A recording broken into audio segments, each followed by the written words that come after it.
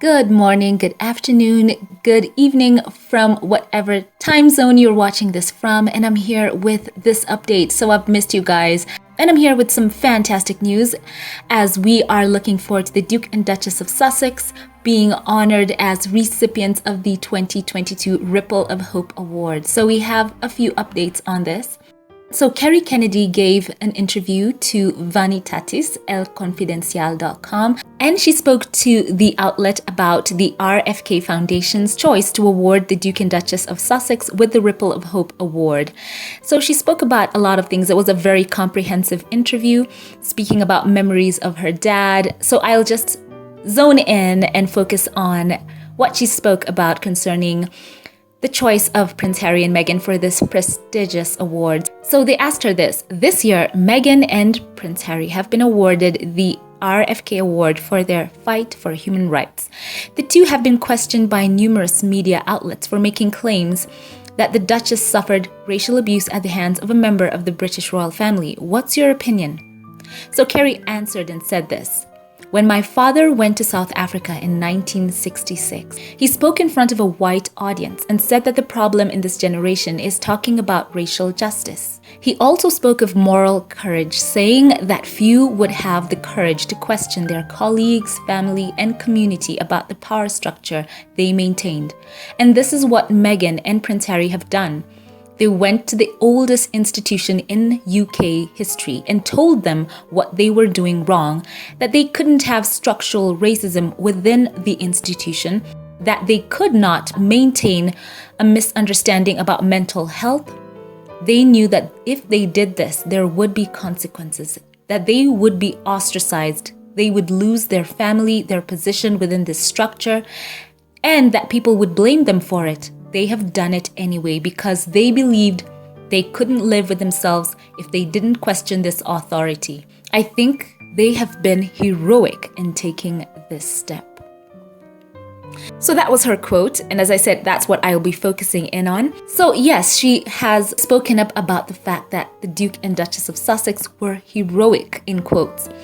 And this has come on the heels of a couple of outlets trying to basically minimize the fact that they have been chosen for this prestigious award because, as we know, a couple of outlets, and especially some major tabloids, ran a story that basically the brother of Kerry Kennedy was, quote, bewildered and baffled by Harry and Meghan winning the award.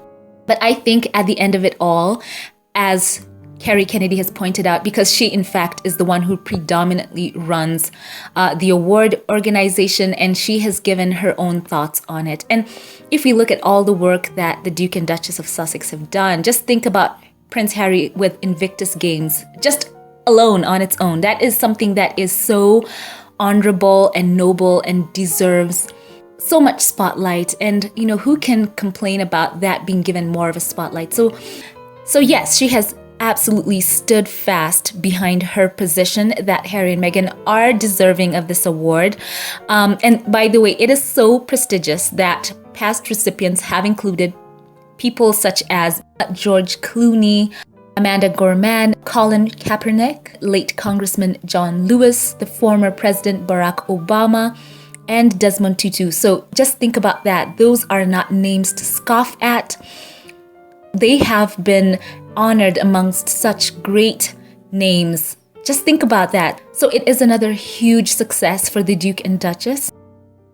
The Ripple of Hope Award has honored exemplary leaders across government, business, advocacy, entertainment, who have worked for justice, equity, and they have seen fit that the Duke and Duchess of Sussex, are there amongst them.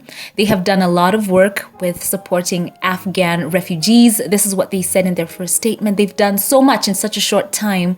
Meghan has done her work with trying to uplift families in the United States who are in need of paid parental leave, investing in organizations that, partner with NAACP, and they have just done so much. And of course, it was expected from some of their detractors to come out saying that they did not deserve it. Some of the backlash against them has been so unwarranted.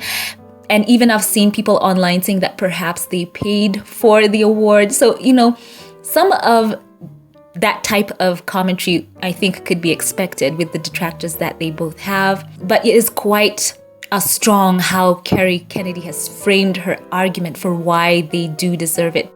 And she has framed it in context with what they have gone through, especially in the run-up to them leaving working as senior working members of the royal family. So that is a huge thing as well. What a strong statement by her. So this was something that I just had to bring to you. How amazing is that? You know, there's been a lot of stories about this. People... I always find it fascinating how some of the outlets had said that Harry and Meghan would become irrelevant, but sometimes the only way they can get you to read about other people is by putting Harry and Meghan front and center. Did you know, by the way, for example, I found this out as I was researching more of the Duke and Duchess's itinerary in the US coming up to the end of the year, especially concerning this story. I found out, get this, of course, we all knew that Prince William and Catherine would be traveling to the US for their Earthshot ceremony in Boston. I think most of us knew that. But what I found out as well was Prince Edward was in Washington, D.C. He was there, I think, on November, either the 2nd or the 3rd. I did not even know that. But then again, perhaps it's because I don't follow them that much. And also, by the way, Princess Anne had been in US as well. She went aboard the Staten Island ferry after attending a black tie event on October. So that was very low-key as well. I find it interesting that in these articles where they talk about, for example, the king and the queen also expected to be in the US more and more. It is interesting that in that they find a way to put Harry and Meghan in the story, speculating as to whether the Sussexes and, Prince William and Kate would meet up at any point. So I find that interesting as well. Sometimes many of these articles, to get more engagement, do put Harry and Meghan somewhere to ensure that you get those clicks. So that's just an aside. I wanted really to touch on this. So back to the prestigious gala event, we've heard a lot of commentary. Now, this was something that stood out to a lot of people. Once again, the Daily Mail, they focus so much on the Sussexes. There was this story going around that wealthy Americans were going to be forking out about $1 million to basically get a chance to rub shoulders with the Duke and Duchess of Sussex. So I went on the register for the Ripple of Hope Award to try and get that 1 million number. So I went on, and you can see here, I'm putting it here on the screen. They have a couple of tiers for the tickets. There's something called the advocate level where you pay $100,000. There is another called hero level, and then ally level, and then reformer level, and on and on. So basically it starts from $100,000, $50,000, $30,000, $20,000, on and on and on. And the lowest ticket is called friend ticket for $2,500. So I looked for that level for $1 million. Perhaps that just doesn't have a link. So I will get back to you with that. But apparently that is the most expensive package, in which one has to buy 4 seats at the quote head table, 2 tables VIP access, and repeated recognition both on the program and at the event. And I found that information from meow.com. So I think that they got that information from other Ripple of Hope Awards that have gone by in previous years, where they found out that some people paid up to $1 million to attend. But as we know, of course, the least expensive ticket is still a staggering $2,500. So one way or another, considering even what we've seen on their own website with the advocate level. So my thoughts on this are either they have taken that information from previous galas where they found out that the toppest tier was 1 million, or that tier is sold out, hence it's not even listed anymore. That's why the advocate level for a whopping $100,000 is the one being listed. It's still amazing that all those people are willing to go out of their way to basically have a chance to interact with the Duke and Duchess of Sussex. So it's amazing. So a few more details. The December event will be hosted by Alec Baldwin. And special guests in the event will include Forrest Whitaker, who I love, Alfre Woodward, Bradley Whitford, and also CNN presenter Van Jones will be there.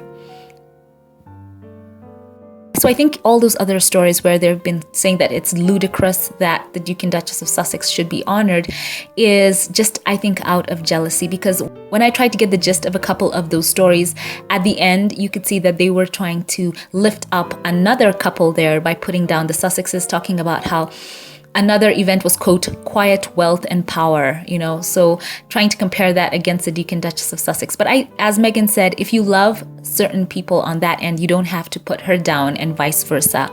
So I'm excited to bring this news to you. Now share your thoughts with me on Kerry Kennedy's statement, as well as more details on the Robert F. Kennedy Human Rights Awards that we have learned. I would like to know your thoughts in the comment section below. So a special thank you to those who support this channel, to my Patreon, PayPal, and membership supporters. I would like to say thank you. And I want to give a shout out to a couple of you who support this channel here on YouTube. I want to give a special shout out right now to Kristen Rowe. Thank you so much for your continued support for this channel. I love you so much. Thank you to Magdalene J.N.O. Baptiste. Thank you so much for choosing to support this channel through membership here on YouTube. God bless you. Thank you to Gail Tapscott as well. Thank you from the bottom of my heart for your love and your unwavering support for my channel. God bless you. And a special thank you to Henrietta Palmer as well. Thank you, thank you, thank you. You are so dear to me. Thank you from the very depth of my heart. Once again, thank you to all who support this channel financially. You are absolute legends. I love you all, and thank you to those who like, comment, and share. And if you like this video, give it a thumbs up.